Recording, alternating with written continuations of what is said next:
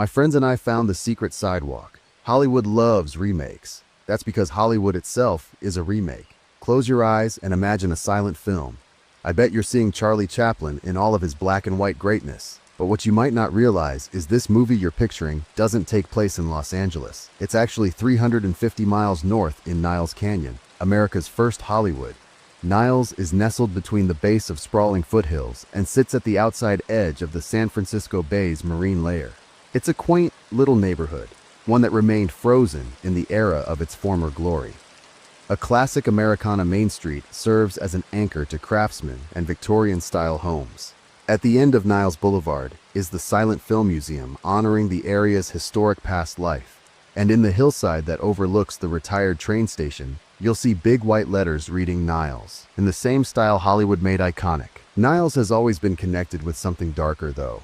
For how small the area is, there has been a surprisingly high amount of death, mostly due to the winding one-way lane roads that run through the steep hills. Naturally, this has spawned a lot of urban legends, like the one about a girl who walks the canyon road at night asking for a ride back home to San Francisco, only to disappear before getting there. Or the tales about the White Witch in the woods, and the stories about mysterious societies that meet under midnight's obscurity. Hell, there's even sightings of Charlie Chaplin's ghost. This is my personal favorite because witnesses always claim to see him in grayscale and moving at 16 frames per second. I think every town that is old enough has this kind of lore. Where I figure Niles is a bit different, though, is that it is home to the secret sidewalk. Deep in the foothills is what is known as the secret sidewalk, a long and mysterious stretch of cement that slithers through the hills for miles. It's hard to get to, and is one of those kind of places that's passed down from one generation of young people to the next. A place that you hear your friend's older brother bragging about for years before they get too old for it and finally shows you how to get to it. Some of my favorite memories were the days my friends and I would ditch sixth period, fill a backpack with beer, and spend all day wandering the sidewalk. What the quote-unquote sidewalk actually is an aqueduct that used to carry water from the bay to local reservoirs. Long dried up and out of service, it now rests covered in graffiti with multiple openings pried ajar, turning the square cement structure into hollow tunnels for urban explorers or anyone brave enough to go in. I can't lie, there actually is a pretty weird feeling when you walk the sidewalk, an adrenaline boost.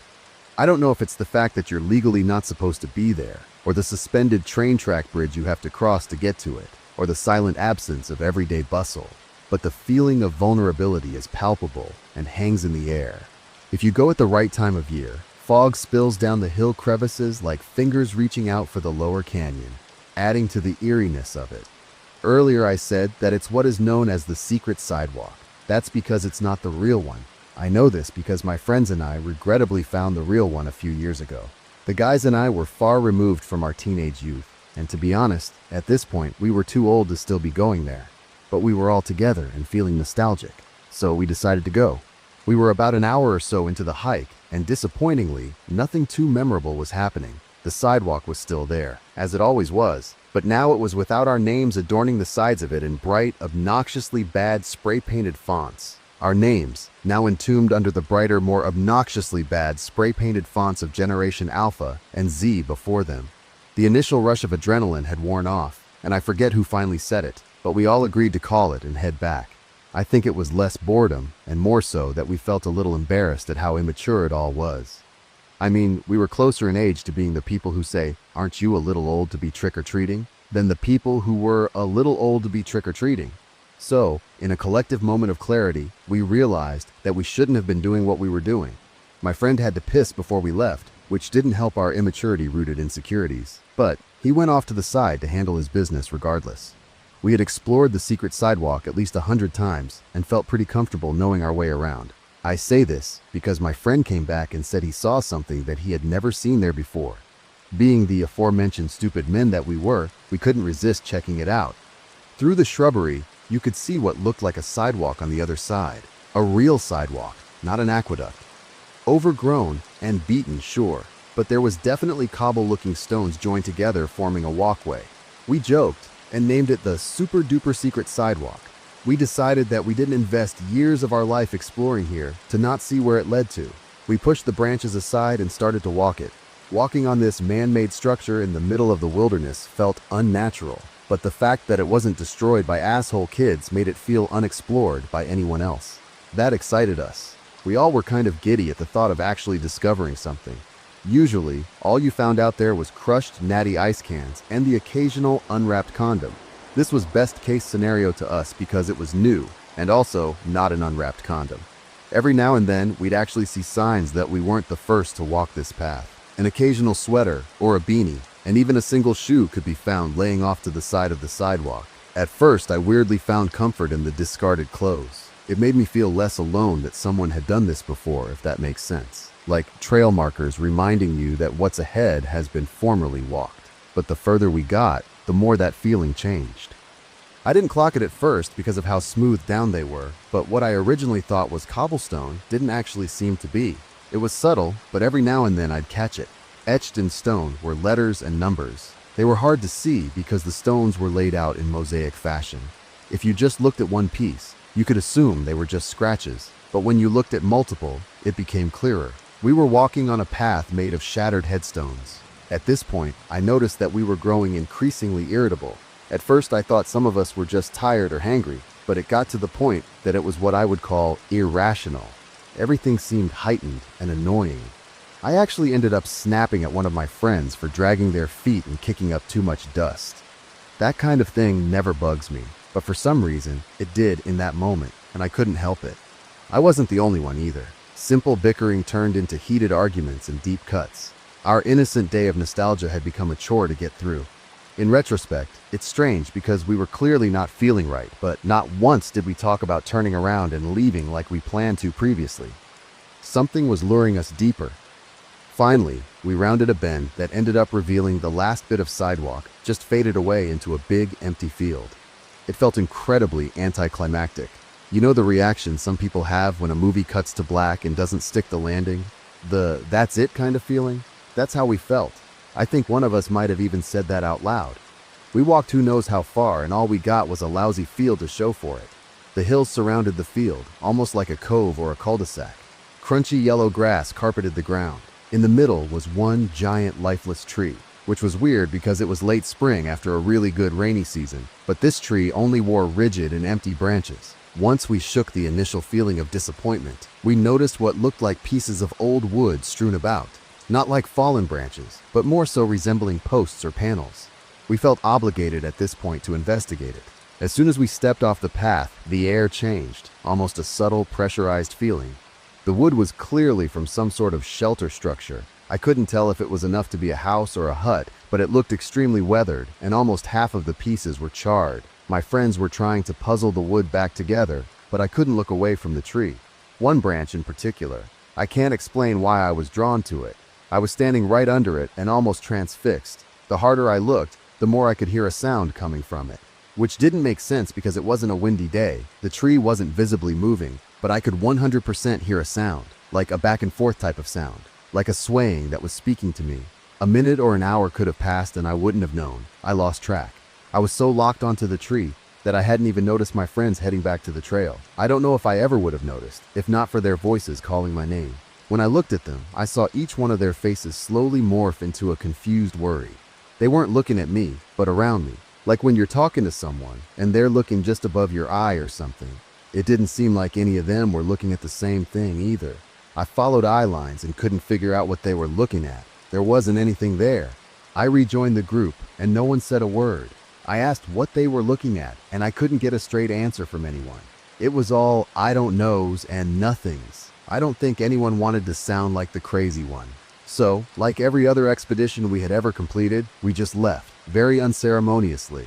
Just headed back to our everyday lives like nothing happened. Before getting too far, I felt the sudden urge to sneak one last peek at the field. I can't say for sure what it was, but I know that I saw something. I think we all did, in our own way. To me, it looked like a fuzzy black shadow with two piercing reflective eye-like dots, like three-dimensional shaped TV static or a dark smudge on a pair of glasses, almost like a translucent Rorschach test. You could probably draw any conclusion that you wanted to as to what you were seeing. I still haven't quite figured it out. What I do know is that something was under that tree when I looked back. I know that much. I don't know exactly what it was, but I don't believe that it was of this world. Before the silent film era took over Niles, the The land was home to Spanish missions and the Olón tribe, so who knows what kind of unfortunate entities are bloodbound to those hills. My friends and I never really talked about that day ever again. I tried, but it was like pulling teeth. Every now and then, I get a crumb of what someone saw, or a retelling of what a friend told another friend they saw. Oddly, it didn't seem like any of us had the same experience. No one else saw the single figure under the tree like I did. Some even said they saw multiple silhouettes, two big ones off to the side, or a big one and a couple of small ones linked together, or groups of them clashing. None if it made sense to me. How could we all share a completely different experience of the same thing? I should have known something was wrong though, because we are a reminiscing kind of group. We never hesitated to tell a story we've told or heard 1,000 times. But a hidden sidewalk and strange figures in a field didn't warrant at least a couple million retellings. It never sat right with me. Our friendships weren't the same afterward. Slowly, we stopped hanging out as much and talked even less. No one ever tried to give a reason as to why either. We just accepted it as the way life moves. Friends got married, started families, chased careers, and had less and less time for each other until our friendships dwindled. One by one, my friends started to move away. One to Texas, another to Minnesota, one went to Idaho, and one even landed in Hollywood. I believe the field pulled us there. Some days, I could feel it pulling me back. I'm sure they felt it too. I wouldn't know because they never talked to me about it. When they started moving away, it always seemed like they were trying to get as far away from it as they could. Like they were trying to escape something. I didn't. I'm still here. And most days when I'm feeling lonely and miss my best friends, I try to replay my favorite memories of them in my head. But now when I do, I don't hear my friends anymore. All I'm able to hear is the slow back and forth creaking of that tree branch. Team building is horrifying. Hasn't this ride gone on for a bit long? I asked my coworker Eric. He was sitting next to me on scratchy hay bales as we bumped along on this haunted hayride. We had all shown up to the farm and cider mill a couple of hours earlier on this Tuesday afternoon. It was supposed to be a team building outing, but honestly, I was just glad to get away from my computer for an afternoon. After gathering at our meeting spot, we went into the building to get some fresh apple cider and donuts.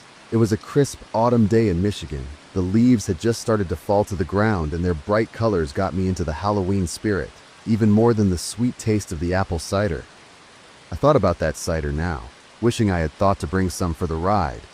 We'd been on the hayride for quite a while when I brought up the question to Eric.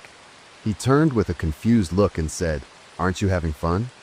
I smiled sheepishly back and agreed that I was, dropping the matter. He had been one of the team members that planned the trip, and I didn't want him to feel bad. I tried to join in on the boisterous and laughing conversation between coworkers, but my mind kept wandering. I started paying more attention to the props and decorations that we passed as part of the haunted experience. They were your run-of-the-mill, no pun intended, plastic skeletons performing various farm tasks. One had a straw hat and was hoeing a field. There was a skeleton couple in flannel shirts picking apples. Another one was in a pumpkin patch holding a lantern. One was peeking out from the corn stalks. As we passed scene after scene of whimsical skeletons, I couldn't help but sigh internally. I was expecting a haunted hayride, more of the jump scare variety, like a haunted house on wheels. This was frankly underwhelming, and I'm sure that didn't help with my anxiousness to get off the ride. We'd gone around the bend where I expected to see the skeleton peeking out from the corn for what felt like the millionth time. A strange sense of dread came over me when I noticed that the skeleton was missing. I shook off the feeling. Maybe we weren't where I thought we were, or the skeleton had fallen.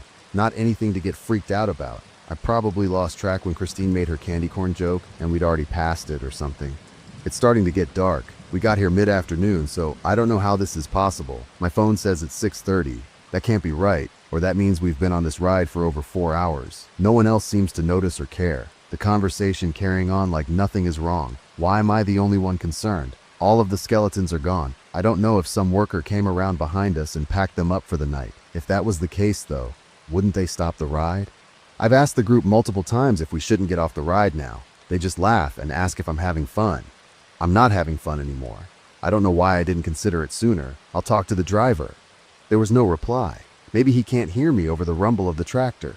I'm starting to see the skeletons in the trees. This brought a moment of clarity, and I started laughing. This is all part of the haunted hayride. Of course it is. I wanted a thrill, and here I am getting it, and all I'm doing is complaining. What artistry. What commitment this farm has put in for us. My coworkers get it, of course they do, and that's why they're all laughing because I'm new. They probably do this every year. Our collective laughter picks up volume as I join in. I'm part of the team now after all. When I come to from my laughing fit, tears streaming down my face, I realize it's pitch black outside now. Everything is quiet, but I can still see the silhouettes of my coworkers in the moonlight. I tried jumping off once, as the hayride has shown no sign of stopping, but I just end up back in the wagon. In fact, it seems to be speeding up as we go around and around. I can't see the skeletons anymore. I'm afraid. As I sit here and think about what this means, an even more intense panic starts rising in the back of my mind. I forgot to send that final draft to my boss. Well, that was pretty much it. I hope you liked the story till then. Bye-bye.